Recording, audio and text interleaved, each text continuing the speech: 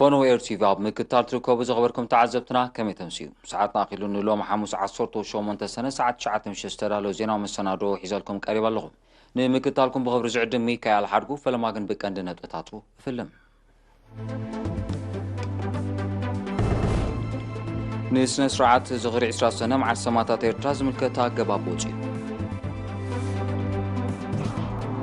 أبي كوايتاتهم حجر قولج علي قدرن قرماي كان تستغير مرمراتات عصوتو حد سبات كورونا فيروس ترخيبوهم من قصي إرتران سدرا سواتا ستات حموشت بليون نقفا دبس كفيلو أبي زيناتات وطاي بولوتيكان سلفتات دوب سودان أبي قدام ممراز عم حدر زواتا تر راديو چاينان هندنا بمونغن تفتير زلو دوباو قيچت نمهدا تسمامين من محضار بريزيدنت ترامب بالعلم منقص سوريا حدش إقدا أصدقو زرزرات زينا نزلنا يونا إلى بدا كورونا فيروس وانا بقمت بمتاو نعمتاو زغري 10 سنة مع السماتات إيرتراز ملكت من محضارات زيقاتات كغتلو زقبا أقباب وطيو بمسارتي باقراوية وهاريش ما قلب على زوطا أقباب تي بدرو مالت عصوتو شعات السنة مشيت عابك اندي قرناتات بموتاز ذكرز نبره لمود حبراوين الشمع سلفي بيت كاش شمع بمولع بزقبر سنسرعات كتكايد بتوساقي آبتاك اند علت مغابر حربين يعطات اسمران ببزوبونا بزقبر منبار عمبابات رايست حاصر سنسرعات زي كمتي نبور ناي حزب السلفن تخافالنتن اي كهلوني زي كمزيلون كله ب10 سنة لك ساعات حدد حرقتري بدمس حفاش إيرتران إيرتيفن بقلتا زمراح أو يشتهاجرون وطان زنبرو زيغاتات ككابيتهم سساتفو حبراوي ناي حدا دقيق ناي زغر سماتات مدب كهليو أبيات امنت إيرترا من تهاجر كبرتي هوتهم زوفيو سماتات إيرترا نمزكار ببعامتو أبابيات كريستيانين مساجدن نزقبر زنبرت صولة فتحات كمون درسن دوعان زملكت بمسر سرعات نفس وكف امنت ممنان كختلو زقبا ممرحيتات بعصوتو 7 سنة موتهم يذكرون بمغنيات زا عززتي علت بمتحبار منستري زينا منستري مكلغال كوميشن بالانس سبورتن بيت صحفة إيميغريشنن زيقنتن بوليس هامامتن ممحدار زوا معكلن زت السنادو ومربات سنداو فيلمتات دراماتاتن كالت حستوتاتن بعصوتو 10 سنة بإير تيفين دمز حفاش إيرتران كيف النوي نابي كال زينا مسنسقر حبريتا كاب منستري تعنا أبي زوباقا شواركا كبابيتات أم حجر قولج علي قدرن قرمايكان أبي زركب مأكلات نبور ناي وشبا جيزيوم نززازو مزيقاتات لومي عصورتو شومونت السنة أبسا قبره ناي لابراتور مرمراتات عصورتو حادت وسقت السوات بكورونا فيروس كم تلغفو ترقاقي زلوم زوم عصورتو حاد زيقاتات أبي زحالف سامنتات بفنو كاب سودان زتمرسيوم من قصاص حزبي كاب حاد هاجر ناب كالتا قيدو كانتلو واحزي كاب إثيوبيا سودان جيبوتين يمنن بمريتن بحرن زملسو زيغاتات قصالي زلو أبيرترا تغلالا قطري بكورونا فيروس زتلغفو زيغاتات كسابلومي 242 بتصيحلوم 39 كابزيوم بستقبرلوم حكمناوي كنكن حاويوم كاب هوسبيتال كفانون كلو 203 دما اب هوسبيتال يركبو مصر طعنا 18 سنة كلتشن 20 من قصي إيرترا بزحلفة 15 عامتات نسدرا سواتا ستات 5 بليون نقفا دبس كم زغفل سندات منستر عيون محبراو دحنتن ينصر ጋዜጠኛ ዳናይት ገብሪ ወሰድ አሎቶ ተሕስቶ ይስዕብ መንግስቲ ኤርትራ ስድራ ስዋኣት ኣብ መነባብሮ ከይጽገሙ ዝተፈላለየ ጻዕርታት ይገብር ከም ዘሎ ኣብ ሚኒስትሪ ዕዮን ማሕበራዊ ድሕነትን ዳይሬክተር ጨንፈር ድሕነት ስድራ ስዋኣት ኣቶ ዘርኣይ ተኽለኣብ ብምኽንያት 20 ሰነ መዓልቲ ሰማዕታት ኤርትራ ምስ ኤሬና ኣብ ዝገበሮ ቃለ ምሕተት ሓቢሩ መንግስቲ ነዚ ንምርግጋጽ ኣብ 1995 ብ10,000 ንስድራ ስዋኣት ብጥቕሉል ደበስ ናይ ምኽፋል መስርሕ እኳ እንተጀመረ ካብ ጥሪ 2004 ናትሒዙ ግን ወርሓዊ ንነብሲ ወከፍ ስውእ 500 ኣፋት ደበስ ናይ ምኽፋል ዕማም ከም እተተሓሓዞ ክሳብ ወርሒ መጋቢት 2020 ድማ ልዕሊ 4 ቢልዮንን 887 ሚልዮንን ናቕፋ ከም ዝኸፈለ ገሊጹ ብጠቕላላ ዝዋን ክንሪኦ እንተኾይና ካብ ጥሪ 2004 كساب وده 4 بليون 887 مليون 897 588 ወጻይ ገይሩ ኣሎ ነዚ መስርሕ እዚ ንምስላጥ ኣብ ኩለን ዞባታት 15 ቀወምትን 37 ተንቀሳቐስትን ከፈልቲ ነቑጣታት ከም ዘለዋ እቶም ስድራ ቤት ስውኣት ኣረጋውያን ወይ ድማ ስንኩላን ንዝኾኑ ግና ሚኒስትሪ ዕዮን ማሕበራዊ ድሕነትን ብዘዳለዎ ናይ ውክልና ሰነድ ብመንገዲ ወኪላቶም ክኽፈሉ ከም ዝገብር ኣቶ ዘርኣይ ብተወሳኺ ኣረዲኡ ብምክንያት ስንክልና እንቃሳቀሱ ዘይክእሉ ወይ ብምክንያት ምድናስ ኣብቲ ቋሙ ኩን ተንቀሳቀሲ መክፈል ነቑጣታት ከይዶም ደበሶም ክፈሉ ዘይክእሉ ናይ ውክልና ሰነድ ኣሎ ዝውክልና ሰነድ እውን ኣብ ኣብያተ ቤት ፍርዲ ከይድካ ትረኽቦ ዘይኮነስ መታ ነዞም ስድራ ስውኣት እዚኣቶም ብቐረባ ንክኾኑ ኣለዎም ሚኒስትሪ ዕዮን ማሕበራዊ ድሕነትን ማለት ሚኒስትርና ሓደ ሰነድ ናይ ውክልና ዘዳልዎ ኣሎ ስለዚ ኣብታ ዘለዋ ንእዞባ ካብ ጨንፈር ሚኒስትሪ ዕዮን ማሕበራዊ ድሕነት ዘሎ ኣካል ካብ ወሲዶም እታ ወረቐት ክረኽቡ ኣይኽእሉ እዮም ማለት እዩ ኣብ ውሽጥን ወፃን ዝነብሩ ዜጋታት ስድራ ስውኣት ንምእላይ እጃምና ክንገብር ብምባል ንዘበገስዎ መደብን ገስጋሶም ብዝምልከት ድማ ኣቶ ዘርኣይ ብውልቂ ብስድራ ቤት ብማሕበር ከምኡውን ሃገራውያን ውዳበታትን ካልእን ተጠርኒፎም ብውልቂ ሓላፍነት ምንባይ ካብ 1 ክሳብ 54 ስድራ ቤታት ብደረጃ ማሕበር ድማ ክሳብ 9 ስድራ ቤታት ስውኣት ናይ ምንባይ ሓላፍነት ዝወስዱ ከም ዘለዎ ኣፍሊጡ መጀመርታ ከም መደብ ከም ፕሮጀክት ንኽልተ ዓመት ተባሂሉ ነይሩ ኣብቲ ቀጻሊ እዋን ግን እንታይ ኮይኑ እቶም ገሊኦም ስድራ ቤታት እቶም ናቤት ወይ ሓገዝቲ ማለት እዩ ኣብ ደገ ዘለዉ ኣብ ውሽጢ ዘለዉ ምስ ስድራ ቤታት ንዞም ንኣልዮም ስድራ ቤት ስውኣት ሌላ ፍጢርና ስለ ዝኾንና ዝምድና ፍጢርና ስለ ዝኾንና ንሶም ክሳብ ዘለዉ ክንኣልዮም ዝበለ ሓሳብ ስለ ዝቐረበ እቶም ዝቕፅሉ ኣለዉ ካልኦት እውን ናይ 2 ዓመት እንታ ፕሮጀክት ምስ ኣኸሉ ንሕናስ ነዛ ስድራ ቤት ስው ወይ ስውእት ሓጊዝና ኢና ካልእ ከዓ ክንወስኽ ዝብሉ እውን ኣለዉ ካልኦት እውን በታ ሓንሳብ ዝኣተዋ መደብ ብኣ 2 ዓመት ጥራይ ዝናብዩ ኣለውና ማለት እዩ ኣብ ርእስቲ ብመንግስቲ ዝኽፈሎም ወርሓዊ ደበስ ዝተጸንዑ 15,000 ኣዝዮም ጽጉማት ስድራ ስውኣት ኣብ ውሽጥን ወፃን ዝነብሩ ዜጋታት ንምንባዮም ሓላፍነት ብምውሳድ ካብ 2004 ክሳብ ሕጂ ልዕሊ 1.2 ሚልዮን ናኣፋ ከም ዝኸፈሉ ኣቶ ዘርኣይ ብተወሳኺ ገሊጹ ብዘይካዚ ከፍርያ ይኽእላ እየን ተባሂሉ ዝተኣመነለን ኣንስቲ ስውኣት ነብሰን ንኽኽእላ ምእንቲ ምዝምባልእን ዝኸይድ ስልጠናታት ብምሃብ ብዝተጸንዐ መንገዲ ብጥሪት ድኳናት ዝተፈላለየ ሸቐጥን ካልእ ንግዳዊ ንጥፈታትን ከም ዝጣየሳ ንደቂ ስውኣት እውን ሞያዊ ስልጠናታት ከም ዝወሃብ ብምሕባር ድማ በዚ ተበጊሶም ኣብ መነባብሮኦም ርኡይ ምምሕያሽ ዘምጽኡ ከም ዘለዉ ኣብ ሚኒስትሪ ዕዮን ማሕበራዊ ድሕነትን ዳይሬክተር ጨንፈር ድሕነት ስድራ ቤት ስውኣት ኣቶ ዘርኣይ ተኽለኣብ ኣብሪሁም معكن مخته كوفيد 19 ንምስሳን ኣስታት ፍርቂ ሚልዮን ናቕፋን ልዕሊ 14,000 ዶላርን ከም ተበርከተ ሚኒስትሪ ጥዕና ናቤሪ ናብ ዝላኹ ዕለታዊ ፀብጻብ ኣፍሊጡ ሙሉእ ትሕሱ ብመልክዕ ፀብጻብ ተዳሊሎ ገረ መስቀል ገርዝጌር بمسرة تتصبصب ممهرانن سرحتنيتاتن مبأتان مأكلاين درجة بيت تمرت فنلاند بسيون أسمرا 237,030 نقفة هيمبول كوماوي فاينانساوي أغلغلوت 201,993 نقفة ممحدار كتم عسب 71,672 نقفة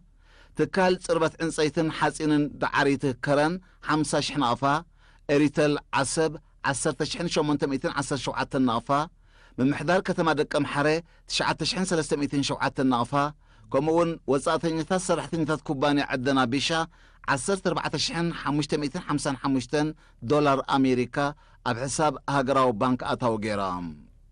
بتمساسالي ممحدار كباب كورباريا 11,000 نقفة محبر جبريلن محبر مديني علمن دك باردا تقمات اسمران عدن 5,000 نقفة تكال قرب ماي حمبرتي 5,000 نقفة سرحتنيتات إمباسي فرنسان أليانس فرانسيسن 4,500 نقفة من محدار كباب حسيت نزباقين دع 3,000 نقفة محبر متحجاز حجاويان السالتي 3,000 نقفة بيزاريا يوهانس كيدانة 3,000 نقفة بيت مقبن مستم علمصو 3,000 نقفة محبر متحجاز قدس جبريل دك زقب تقمات اسمرا 3,000 نقفة محبر قدس ميكيل 3,000 نقفة محبر بعلى مريم سعادة كريستيان تقمات اسمرا دما 3,000 نقفة وفيام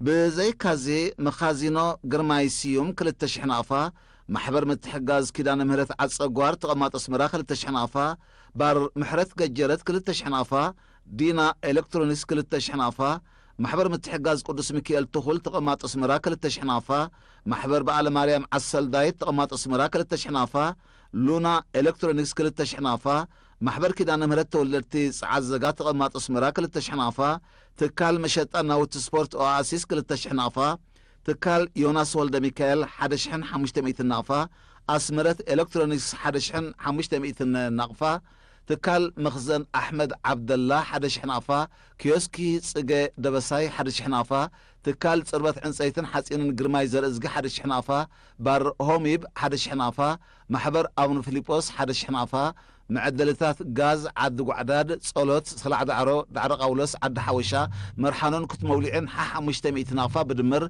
4500 نافة بيزعفت منستر مريت ماين أكبابن أب عصب دما 748 نقفة أبركتام ማይ ኩዕታት ዲጋታት ገርሰት ፋንኮራውን ፋንኮ ጾመን ምፍዋስ ወፈራታት ይሰላሰላሎ ወኪሌሪና ብንዞባ ጎልጅ ዳዊት ማንሾን ዘዳሎ ዜናው ጸብጻብ ፉርቱን ዓንዶም بمواحد ጨናፍር ሃብቲ ባሕርን ሕርሻን ዞባ ጋሽ ባርካ ዝተወደበ ንዲጋታት ገርሰት ፋንኮራዊን ፋንኮ ጾመን ካብ ድበት ንምክልኻልን ጥዕና ኣብተን ዲጋታት ዝራብሑ ዘለዉ ዓሳታት ንምፍዋስን ዝዓለመ ማእትታዊ ወፈራታት ይሰላሰላሎም ኣብ ጨንፈር ሃብቲ ባሕሪ ዞባ ጋሽ ባርካ ሓላፊ ኣህዱ ልምዓት ዓሳን ኤክስቴንሽንን ኣቶ ብርሃነ ተኽለን የሪና ኣብ ዝሃቡ ሓበሬታ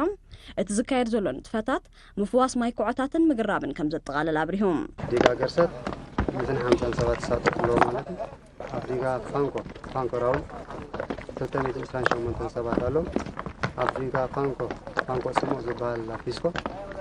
122 ሰባት ጠቕላላ ብህዝቢ 500 ኣብ ሰለስተ ዲጋ ተሳተፍሎ ማለት ኣብተን ዲጋታት ሰለስተ ዓይነት ዓሳታት ይፋረዩ ከም ዘለውን ኣብ ዝተኣማምን ደረጃ ከም ዝበፅሑን እዚ ድማ እተን ዲጋታት ንምርባሕ ዓሳታት ሙችኣት ምዃነን ዘርኢ ምዃኖም ኣብቲ ጨንፈር ሓላፊ ኣሃዱ ብቕዓቲ ዓሳን ፍቓዳትን ኣቶ ተስፋ ሂወት ተስፋፅና ሓቢሮም ውሕስነትን ቀጻልነትን ናይቶም ዓሳታት ንምርግጋጽ ምፍዋስ ማይ ኩዕታት ተን ዲጋታትን ምግራብን ተደራቢ ረብሓ ዘለዎ ዝበለጸ ሜላ ምዃኑ ዝገለጸ ኣቶ ተስፋ ሂወት ተጠቀምቲ ከባቢታት ብዕቱብ ክሰርሓሉ ተላቢዮም ብመሰረቱ ነቲ ድበት ንኸይመልእ ነቲ ድጋ ኮይኑ እንደገና ነቶም ዓሳታት ውሑስ ቀጻልን ውሑስን ዝኾነ ህይወት ክህልዎም እዩ ማለት እዩ ቀንዲ ዕላማ ነቲ ዝካየድ ዘሎ ንጥፈታት ምዕቃብ ማይን ሓመድን ዝመርሕ ዘሎም ክኢላ ሕርሻ መሃንደስ ዳዊት ሰሎሞን ብወገኖም ዛጊት ኣብ ከባቢ ዲጋ ገርሰት ጥራይ 30 ሄክታር ማይ ኩዕታት ብክትርታት ከም ዝተፈወሰ እቲ ዕዮ ድማ ብዓድማዓነት ይቕፅል ከም ዘሎ ገሊፆም ምትሕብባር ሕርሻን ኣብቲ ዓሳን ዝካየድ ዘሎ ምዕቃብ ማይን ሓመድን እዩ ዝያዳ ኣብዚ ንሪኦ ዘለና ኣብዚ ምምሕዳር ከባቢ ገርሰት ናብዚ ዓብ ዲጋ ዝዓለመ معكا ماين حمد إننا نقول لنا لك عنا نبار خون ثلاثة دليخة زيادة حمد تأكيبه أو خمس الرف الماي تراي تساريون أبتديجان أي تعلم علامات ተሳተፍቲ ብወገኖም ኣገዳስነት ዘሰላስልዎ ዘለዎን ጥፈታት ብምግንዛብ ተመሳሳሊ መደባት ልምዓት ንምዕዋት ተሳታፍነቶም ከም ዘዕዝዙ ኣረጋጊጾም ኣብ ዑመር ቃብርን ዞባ ፎሮ ሓዳስ ናይ መባእታ ቤት ትምህርቲ ተሃኒፃን ኣገልግሎት ድሉት ብምዃና ዝፀንሖም ፀገም ፍታሕ ከም ዝረኸበ ነበርቲ ገሊፆም ዛነት ንዓበይ ዝምፅእ ዘሎ ድሌት ትምህርትን ቁፅር ተሳታፍነትን ንምእንጋድ ዝተሃንፀት 6 ክፍልታት ዘለዋ ዘመናዊት ቤት ትምህርቲ መሰረታዊ ትሕተ ቅርፂ ዘማለት ብምዃና ተማሃሮ ብዘይ ፀገም ትምህርቶም ክከታተሉ ዕድል ዝፈጥር ምዃኑ እቶም ወሃብ ትርኢቶ ብተወሳኺ ሓቢሮም መናስታ ቤት ትምህርቲ ነቶም ንኽመሃሩ ናብ ከተማ ፎሮ ዝኸዱ ዝነበሩ ተማሃሮ እፎይታ ብርእሲ ምፍጣራ ንምጥርናፍ ዓድታትን ዓብዪ ኣስተዋፅኦ ከም ዝህልዋ እውን ገሊፆም ብምትሕብባር ኣባላት ሓይልታት ምክልኻል ኤርትራ ዝተሃንፀት ናይ መባእታ ቤት ትምህርቲ ዑመር ቃብረ ነቲ ኣብ ዳሳት ክወሃብ ዝፀንሐ ኣገልግሎት ትምህርቲ ብምትካ ኣብ መስርሕ ምምሃር ምስትምሃርን እወታዊ ፅልዋ ከም ዝህልዋ ይእመን ነቲ ህንፃዊ ስራሕ ዝተኸታተለ ኢንጂነር ሳልሕ መሓመድ ብወገኑ ሽግር መንበሪ መምሃራን ንምፍታሕ እውን 2 ክፍልታት ከም ተሰርሐ ሓቢሩ ምስ ዜናው መስተናዶ ኤርቲቪ ከም ዘለኹም ክቡራት ተዓዘብቲ ስዒቡ ዝቐርብ ዜናታት ወፃኢ ድሕሪ ዝሓፃር መሰጋገሪት ክምለሰኩም ንምክታልኩም ክትቅፅሉ ደጊመ ብኽብሪ ዕድም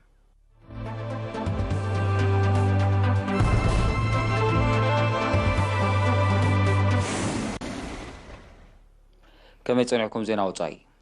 أبي ممراس أم حدرتي 10 ዞባታት ደቡብ ሱዳን ኣብ መንጎ ብፕሬዝደንት ሳልቫኪር ሚያርዲትን ተቃዋምቲ ሓይልታት ተፈጢሩ ዝነበረ ዘይምቅራው ብምርዳ ከም ተፈትሐ ብ17 ሰነ ተቃሊሑ ብመሰረቲ ምርድዳ ብፕሬዝደንት ሳልቫኪር ሚያርዲት ዝምራሕ ፖለቲካዊ ሓይሊ ኣመሓደርቲ 6 ዞባታት ክመርጽ ብቐዳማይ ምክትል ፕረዚደንት ሪያክ ማሻር ዝምራሕ ሰልፊ ኣመሓደርቲ 3 ዞባታት ክመርጽ ኣመሓዳሪ ሓደ ዞባ ድማ ብሳልሳይ ፖለቲካዊ ሰልፊ ክምረጽ ምዃኑ መንግስቲ ደቡብ ሱዳን ኣፍሊጡሎም ሚኒስተር ፕረዚደንታዊ ጉዳይ ደቡብ ሱዳን ኒያል ደንግ ኒያል ኣብ ዝሃቦ ጋዜጣዊ መግለጺ ኣመሓደርቲ ናይቲ ብዕቑር ጸጋታት ነዳዲ ሃብታም ዝኾነ ዞባ ዩኒትን ርእሰ ከተማ ጁባ እትርከቦ ዞባ ማእከላይ ኤኳቶርያን ዝርከብዎም 6 ዞባታት ብፕረዚደንት ሳልቫኪር ማያርዲት ብዝምራሕ ሰልፊ ክምረጹ ምዃኖም ሓቢሩ ብቐዳማይ ምክትል ፕረዚደንት ሪያክ ማሻር ዝምራሕ ሰልፊ ድማ ንኣመሓዳሪ ዞባ ላዕላይ ኒል ንዝርከቦም 3 ዞባታት ክመርጽ ምዃኑ ክፍለጥ ተኻኢሉሎም ብዘይካዚ ኣብቲ ኣብ ዝሓለፈ ወርሒ ለካቲት ዝተበጽሐ ስምምዕ ምምስራት መሰጋገር መንግስቲ ዝኸተመ ሳልሳይ ሰልፊ ኣመሓዳሪ ዞባ ጆንጎሌ ክመርጽ ምዃኑ ሚኒስተር ኒያል ደንግ ብተወሳኺ ሓቢሩ ምምራጽ ኣመሓደርቲ ዞባታት ብሓፈሻ ናይተን ብዕቑር ጸጋታት ነዳዲ ሃብታማት ዝኾና ዞባታት ድማ ብፍላይ ኣብ መንጎቶም መሰጋገሪ መንግስቲ ከቐሙ ምስ መንግስቲ ደቡብ ሱዳን ኣብ ስምምዕ ዝበጽሑ ፖለቲካውያን ሰልፍታት ፍልልይ ፈጢሩ ምጽንሑ እዩ ዝግለጽ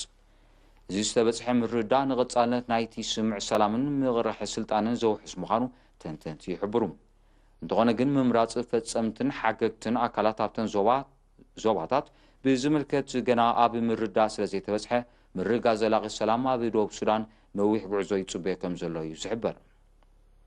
ኣብ ሪፓብሊክ ደቡብ ሱዳን ካብ 2013 ብዝተኻየደ ግጭት ሓድሕድ ልዕሊ 1 ሲሶ ካብቲ 12 ሚልዮን ዝግመት ህዝቢ እቲ ሃገር ናብ ስደት ከምርሕን ኣደዳ ምምዝባል ከም ዝኾነን ጸብጻባት ሕቡራት ሃገራት የመልክቱ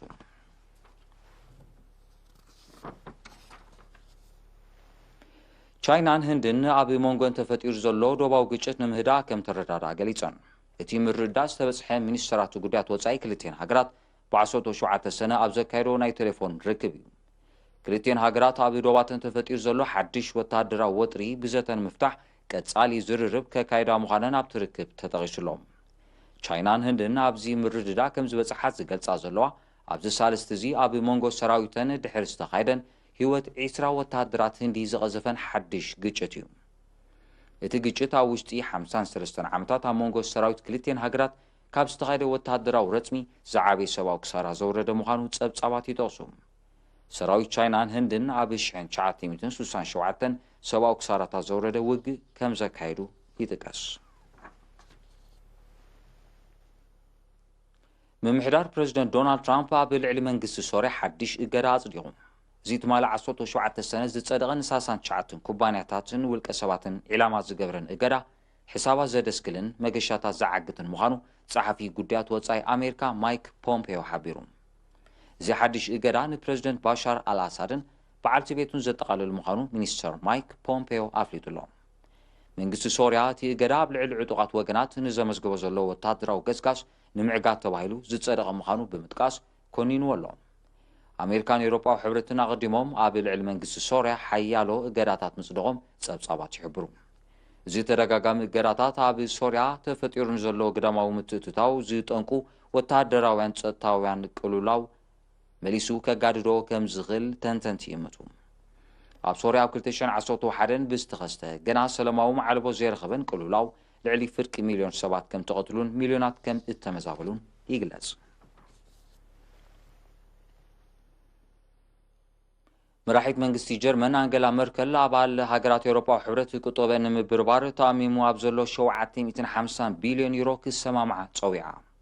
ብሰንኪ ለበዳ ኮሮና ቫይረስ ተሃስዩ ዘሎ ቁጠባ ኣባል ሃገራት ኣብ ዝቐልጠፈ ግዜ ንምሕዋይ እተን ሃገራት ክሳብ መወዳእታ ዝመጽእ ወርሒ ሓምለ ኣብ ስምምዕ ክበጽሓ ቻንስለር መርከል ብ18 ሰነ ኣዘኻኺራ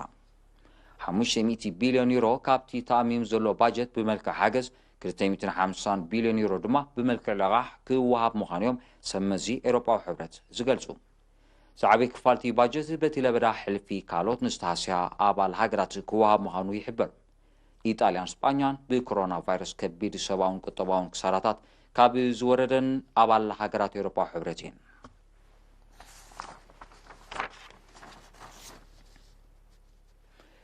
ክብራት ዓዘት ነሳዓት ዝተዳለወ ዜናዊ መሰናዶ ኣብዚ ፍጸም ዓለምና ምስ ሕማም ኮሮና ከመይ ውዒላ ዝድስስ ትሕሶ ስዒቡ ዝቐርብ ይኸውን መሳርሕተይ ዝኾኑ ጋዜጠኛታት ጴጥሮስ መንግስትን ኤልሳ መንግስታዊ ድማ ተዳልዮም ኣለዉ ስለምክታልኩም ኣዝየ ዘመስግን ምስ ተረፉ መርባት ኤርቲቪ ሓድጎኩም ብወገነይ ግን